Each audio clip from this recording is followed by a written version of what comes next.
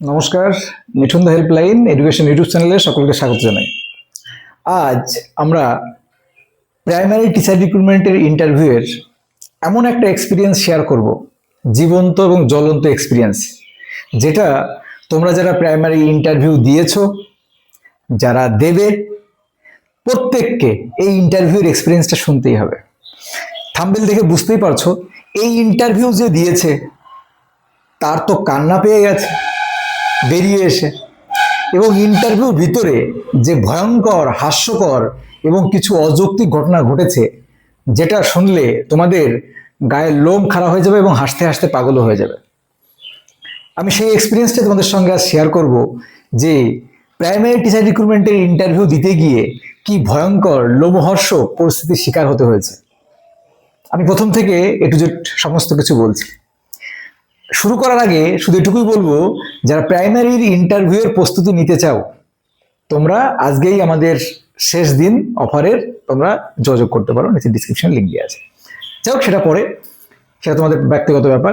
আমি চলে আসি আজকের আমাদের প্রাইমারি টিচার রিক্রুটমেন্টের ইন্টারভিউয়ের একটা ভয়ঙ্কর, হাস্যকর এবং লোমহর্ষক ইন্টারভিউয়ের অভিজ্ঞতা, এক্সপিরিয়েন্স শেয়ার করছি। একজন শিক্ষার্থী এই ইন্টারভিউ দিতে গেছে নদিয়া জেলার। তাকে আমি খুব ভালো করে চিনি, তার নামটা আমি বলতে পারছি না, নামটা আমি বলছি না, মনে করো ক খ যে কোনো একজন হবে। তো সেই ইন্টারভিউ হলে ঢুকেছে, ঢোকার পর বলছে, আচ্ছা আমি একটা বলছি, ও তুমি তুমি শিডিউল কাস্ট, আচ্ছা আসো।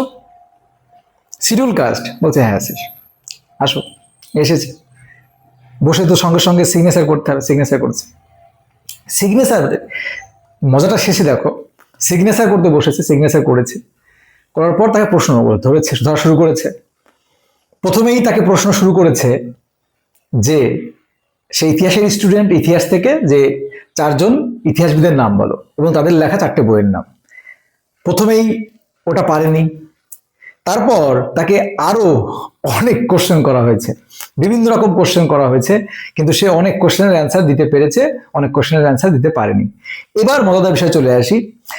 যখন সে বারবার বিভিন্ন রকম প্রশ্ন করা হচ্ছে, সে ঠিকঠাক মতো উত্তর দিতে পারছে না বা উত্তর দিচ্ছে না, যখন সে উত্তর দিচ্ছে না, তখন খেলাটা তখন শুরু হলো।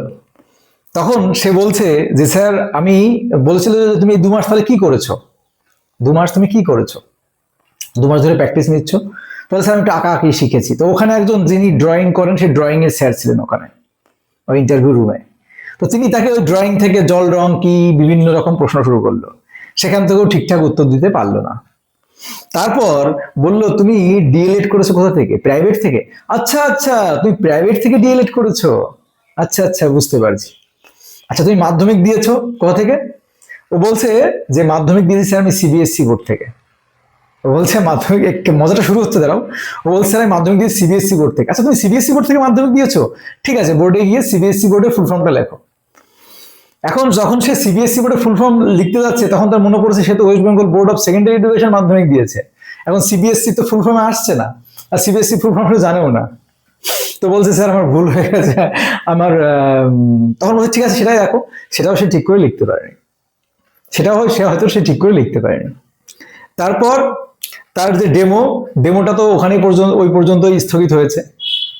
তারপর আরো সবচেয়ে ইন্টারেস্টিং বিষয়টা হয়েছে, ওই যে স্টুডেন্টটা সেই স্টুডেন্ট আমাদের কৃষ্ণনগর ডিএল কলেজের স্টুডেন্ট, কৃষ্ণনগর ডিএল কলেজের স্টুডেন্ট।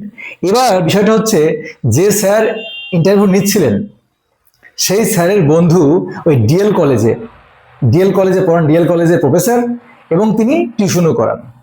তাহলে ওই যে টিউশন করান তার সেই ওই ডিএল কলেজের স্যারের স্টুডেন্ট হচ্ছে ওই ক্যান্ডিডেট। এবার যখনই বলেছে তুমি কোন কলেজে পড়ো, কোন কলেজ থেকে গ্রাজুয়েশন করেছো, তখন বলছে স্যার ডিএল কলেজ থেকে। আচ্ছা ডিএল কলেজ থেকে তাহলে অমুককে চেনো তো, বলে হ্যাঁ স্যার চিনি। আচ্ছা তুমি কি ওর কাছেই পড়তে, হ্যাঁ স্যার ওর কাছেই পড়তাম। তারপর ওখান থেকে আরো কিছু কোশ্চেন করেছে, মানে মনে করো যে বন্ধুর, যে ইন্টারভিউ নিচ্ছিল তার বন্ধুর ছাত্র, তাই না। তো তার সঙ্গে এরকম অনেক কিছু হয়েছে, এরকম ঘটনা ঘটেছে। তারপর যখন সে ভিতরে ঢোকে, যখন সে ভিতরে ঢুকেছিল, তখন সে দরজা একটা ম্যাডাম খুলে দিয়েছিল।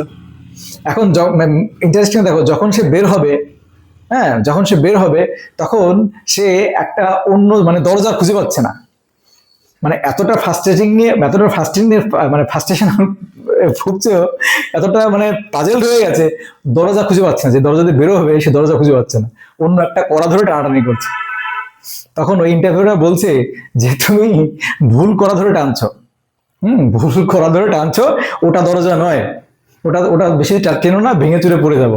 ঠিক আছে, তারপরে সেই ইন্টারভিউয়ার মানে ইন্টারভিউ যে হলে যে স্যার ছিলেন সেই স্যার দরজা খুলে দিল, তারপর সে বের হলো। তাহলে বুঝতে পারছো সে দরজা খুঁজে পাচ্ছিল না। তো এই জন্য আমি চাই তোমাদের সঙ্গে যেন এরকম না হয়, এরকম না হোক। তো আরো কিছু ঘটনা রয়েছে এর মধ্যে, লোমহর্ষ ঘটনা, যেগুলো আমি তোমাদের সঙ্গে প্রেজেন্ট করতে পারলাম না, প্রেজেন্ট করা গেল না। তো শুধু এটুকুই বলবো যে বি কেয়ারফুল, বি কনফিডেন্স, এবং এই জন্য তোমাকে 100% রেডি থাকতে হবে, সেলফ কনফিডেন্স রাখতে হবে, এবং কোন কোন বিষয়ে কোন কোন টপিক তুলতে হবে সেগুলো আমরা তোমাদের গাইড করব। তোমরা যারা ইন্টারভিউয়ের প্রিপারেশন নিতে চাও তারা অবশ্যই আজকের মধ্যেই জয়েন করে নাও, তাহলে তোমরা এই অফারটা পেয়ে যাবে, না হলে কিন্তু এই অফারটা থাকবে না আজকের পর থেকে, আজকেই শেষ। তো লোমহর্ষক কাহিনী আরো এর সঙ্গে কিছু অ্যাড ছিল, সেগুলো আমি সুন্দর করে বলতে পারলাম না তোমাদের কাছে, কিন্তু আমি আমাকে যখন বলা হয়েছিল, আমি শুনতে শুনতে আমি মানে কখন হাসি পাচ্ছিল কখন খারাপ লাগছিল।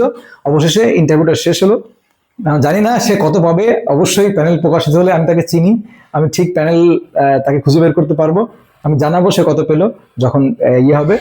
তো এই হচ্ছে লোমহর্ষক ঘটনা, এর সঙ্গে আরো কিছু অ্যাড রয়েছে, দরজা খুঁজে পাচ্ছিল না বেরোনোর সময়, ঠিক আছে, অন্য কিছু ধরে টানাটানি করছিল, তোমাদের জন্য এরকম না হয়। তো এটা হচ্ছে বিষয়, আরো কিছু এক্সপিরিয়েন্স রয়েছে, আমি ধীরে ধীরে তোমাদের সঙ্গে সবকিছু শেয়ার করবো। ভালো থেকো, সকলে সুস্থ থেকো, আর মিঠুনদের পাশে থেকো।